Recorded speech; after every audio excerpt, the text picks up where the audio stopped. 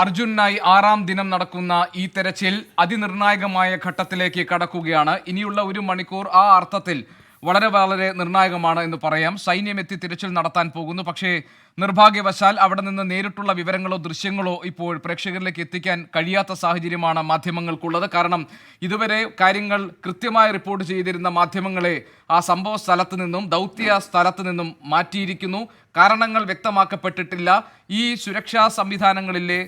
സുരക്ഷാ സംവിധാനങ്ങളുടെ ഭാഗമായിട്ടാണ് മാധ്യമ സംഘത്തെ അവിടെ നിന്ന് മാറ്റിയത് എന്ന ഒഴുക്കൻ മട്ടിലുള്ള ഒരു മറുപടി മാത്രമാണ് കിട്ടിയിരിക്കുന്നത്.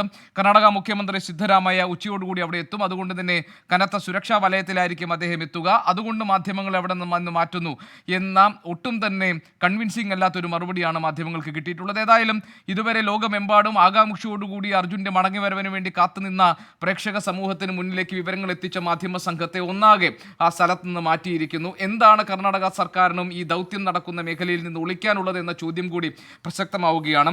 അർജുൻ അടക്കമുള്ളവരെ കാണാതായ ആദ്യ മണിക്കൂറിൽ തന്നെ ഉണ്ടാകേണ്ടിയിരുന്ന ഈ രക്ഷാദൗത്യത്തിലെ ഈ വലിയ ഇടപെടൽ അത് എന്തുകൊണ്ട് ഉണ്ടായില്ല എന്ന ചോദ്യം ഈ മണിക്കൂറുകളിലും വളരെ വളരെ പ്രസക്തമായി തന്നെ അവശേഷിക്കുന്നുണ്ട്. ഏതായാലും നാട് മുഴുവൻ പ്രാർത്ഥനയിലാണ്. അർജുൻ സുരക്ഷിതമായി തിരികെ വരും എന്ന പ്രതീക്ഷയിൽ അർജുനെ കുറിച്ചുള്ള എന്തെങ്കിലും ഒന്ന് വിവരം കിട്ടാൻ വേണ്ടി കാത്തിരിക്കുകയാണ്. കഴിഞ്ഞ 6 ദിവസമായി ആ കുടുംബം കോഴിക്കോട് അർജുൻ്റെ വീടിരിക്കുന്ന കണ്ണാടിക്കലിന് തൊട്ടടുത്തുള്ള തണ്ണീർപ്പന്തലിൽ ഇന്നും നാട്ടുകാരുടെ പ്രതിഷേധമുണ്ടായി. മണ്ണിനടിയിൽ കുടുങ്ങിക്കിടക്കുന്നത് ഒരു ജീവനാണെന്നും അർജുനെ രക്ഷിക്കണമെന്നും ആവശ്യപ്പെട്ടായിരുന്നു നാട്ടുകാർ തെരുവിലിറങ്ങി പ്രതിഷേധിച്ചത്.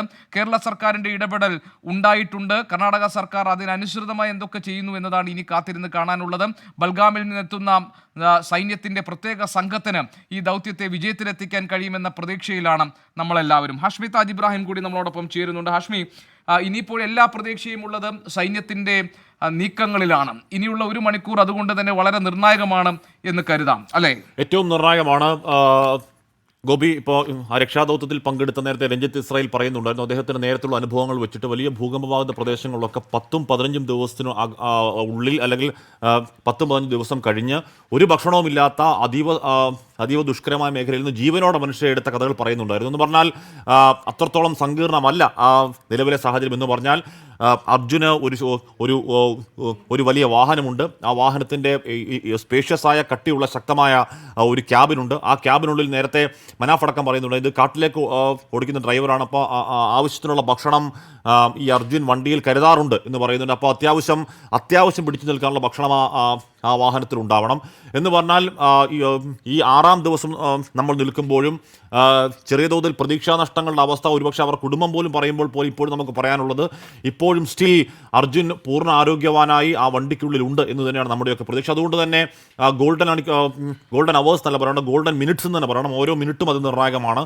എത്രയും പെട്ടെന്ന് അർജുനെ ആ ലോറിയും അർജുനെ പുറത്തേക്ക് എടുക്കുക എന്നുള്ളത് ഏറ്റവും പ്രയോറിറ്റിയാണ്. അത് ദൗർഭാഗ്യവശാൽ നമ്മൾ പോയ 10-75 മണിക്കൂർ 10-48 തുടക്കത്തിലെ 48 മണിക്കൂർ പിന്നീട് 75 മണിക്കൂർ തുടങ്ങിയെങ്കിൽ അന്ന് രാത്രിയൊക്കെ 8-8:30 ആകുമ്പോഴേക്കും നിർത്തി പോവാണ്. ഗോപി, ഇതൊന്ന് ആലോചിച്ച് നോക്കൂ. നമ്മുടെ ഈ നാട്ടിലാണ് ഈ ഒരു സംഭവം ഉണ്ടാകുന്നതെങ്കിൽ, ഒരു പ്രാണൻ അതിനുള്ളിൽ കിടക്കുകയാണെങ്കിൽ നമ്മൾ 8:30 നമ്മുടെ ദൗത്യം പൂർത്തിയാക്കി പോവുമോ? അല്ല കടയടച്ച് പോകാൻ സമ്മതിക്കുമോ? ആരെങ്കിലും സമ്മതിക്കുമോ? അപ്പോൾ ഇന്നലെ മിനിഞ്ഞാന്ന് അതുപോലെ സംഭവിച്ചു. 8:30-9 മണിയായപ്പോഴേക്കും അവിടെ ദൗത്യം അവസാനിപ്പിച്ചു. പറയുന്ന കാരണം മഴയാണ്, പറയുന്ന കാരണം മണ്ണിടിച്ചിലാണ്. ഇന്നലെയും കൃത്യം 9 മണിയായപ്പോൾ ദൗത്യം അവസാനിപ്പിച്ചു. ഇന്ന് രാവിലെ തുടങ്ങുന്നുണ്ട്. ഈ പറയുന്ന അനാസ്ഥകൾക്കൊക്കെ ഇടയിൽ സംവിധാനത്തിൻ്റെ ഒച്ചുപോലെ ഇഴയുന്ന സംവിധാനത്തിൻ്റെ പ്രശ്നങ്ങൾക്കൊക്കെ ഇടയിലും നമ്മൾ പ്രതീക്ഷാപൂർവ്വം കാത്തിരിക്കണം. അടുത്ത 1 മണിക്കൂർ ഏറെ നിർണായകമാണ്. സൈന്യം വരാൻ പോകുന്നു. സൈന്യം വരുമ്പോൾ സംവിധാനങ്ങളെ ഇങ്ങനെയല്ല, നേരത്തെ തന്നെ വരേണ്ടതായിരുന്നു എന്നതൊരു തർക്കം അക്കാര്യത്തിലില്ല. ആ സംവിധാനങ്ങൾ കുറച്ചുകൂടി വിപുലമായ, ഒരുപക്ഷെ സിയാച്ചിൻ മഞ്ഞുമല ഇടിച്ചിലടക്കം പങ്കെടുത്ത ഒരുപാട് അനുഭവസമ്പന്നരായ ആൾക്കാർ അവിടെ അത്രത്തോളം ഒന്നും എന്തായാലും ഇവിടെ ഇല്ല. ആ സംവിധാനങ്ങൾ ഒന്നാകെ എത്തി അധികം വൈകാതെ തന്നെ ഈ വാഹനവും അർജുനെയും പുറത്തേക്ക് എത്തിക്കും എന്ന് തന്നെയാണ് നമ്മുടെ ഏറ്റവും ശുഭപ്രതീക്ഷ. അതിനുവേണ്ടിയുള്ള ആകാംക്ഷാപൂർവ്വം കാത്തിരിപ്പിൽ കേരളം ചങ്കിടിപ്പോട് അങ്കോളയിലേക്ക് നോക്കിക്കൊണ്ടിരിക്കുകയാണ് ഗോപി ഈ മണിക്കൂറുകളിൽ. ശരി, ഏതായാലും നമുക്ക് ഇനി അറിയാനുള്ളത് ദൗത്യസംഘത്തിന്റെ ഇടപെടൽ അതെപ്പോഴുണ്ടാകുമെന്നതാണ്. ദൗത്യസംഘം എന്നത് ബൽഗാമിൽ നിന്നെത്തുന്ന പ്രത്യേക പരിശീലനം ലഭിച്ചിട്ടുള്ള, ഇതിൽ പ്രാവീണ്യമുള്ള സേനയുടെ സംഘാംഗങ്ങളാണ്. അവർ വളരെ വൈകാതെ തന്നെ അവിടെ എത്തി ഈ രക്ഷാദൗത്യത്തിൻ്റെ നേതൃത്വം ഏറ്റെടുക്കുമെന്നാണ് നമ്മൾ കരുതുന്നത്. അരുൺ പാർക്കൽ ഞങ്ങളുടെ പ്രതിനിധിയുണ്ട് ഇപ്പോൾ രക്ഷാദൗത്യം നടക്കുന്ന സ്ഥലത്തിനടുത്ത് നിന്നും. അരുൺ, എന്താണ് ഇപ്പോൾ നമുക്ക് തരാൻ കഴിയുന്ന ഏറ്റവും പുതിയ വിവരങ്ങൾ? ഗോപീഷൻ, ഈ രക്ഷാദൗത്യത്തിലേക്ക് ആർമി സംഘം, പ്രത്യേക പരിശീലനം ലഭിച്ച ആർമി സംഘം 11 മണിയോടുകൂടി ഈ പ്രദേശത്ത് എത്തുമെന്നാണ് നമുക്ക് അറിയാൻ സാധിക്കുന്നത്. ഇപ്പോഴും ഈ മണ്ണ് അവിടെ നിന്ന് നീക്കം ചെയ്യുന്നത് തുടരുകയാണ്. നേരത്തെ കഴിഞ്ഞ ദിവസം രാത്രിയിൽ സ്ഥിരീകരിച്ച ഈ റഡാർ ലൊക്കേഷൻ അത് കേന്ദ്രീകരിച്ചുള്ള ആ ഭാഗത്താണ് കേന്ദ്രീകരിച്ചാണ് ഇപ്പോൾ ഈ മണ്ണ് നീക്കം ചെയ്തുകൊണ്ടിരിക്കുന്നത്.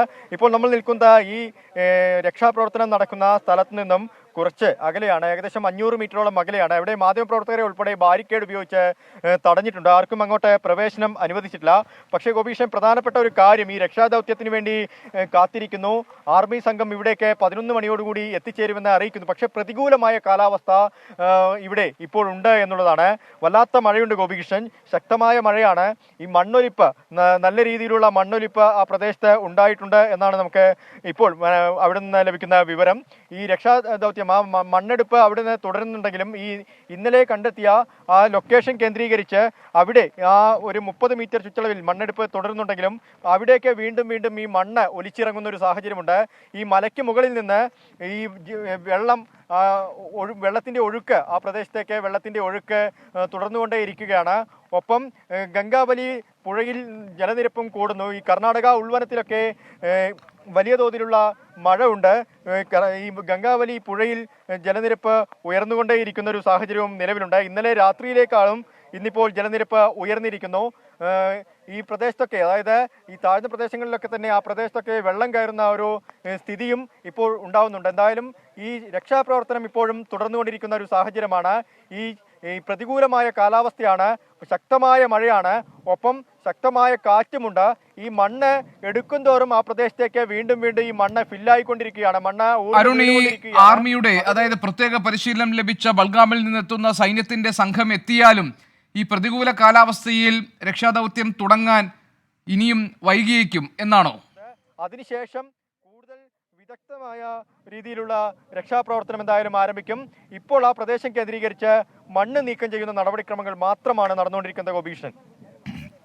ശരി, ദൗത്യസംഘം അല്പസമയത്തിന് എത്തും. 11 മണിയോടുകൂടിയായിരിക്കും ആർമിയുടെ സംഘം എത്തുക. അതിനുശേഷം രക്ഷാദൗത്യത്തിന്റെ ഗതി മാറും എന്നാണ് പ്രതീക്ഷിക്കപ്പെടുന്നത്. അർജുനെ കുറിച്ചുള്ള വിവരം ഇന്ന് എന്തായാലും ലഭിക്കുമെന്ന പ്രതീക്ഷയിൽ നമ്മൾ എല്ലാവരും കാത്തിരിക്കുന്നു. ഒരു ചെറിയ ഇടവേളയിലേക്ക് കൂടി നമ്മൾ പോകുന്നു. ഇടവേളയ്ക്ക് ശേഷം തിരികെ വരുമ്പോൾ രക്ഷാദൗത്യത്തിന്റെ പുതിയ ഇടപെടലുകൾ ഏത് തരത്തിലായിരിക്കുമെന്ന് നമുക്ക് നോക്കാം.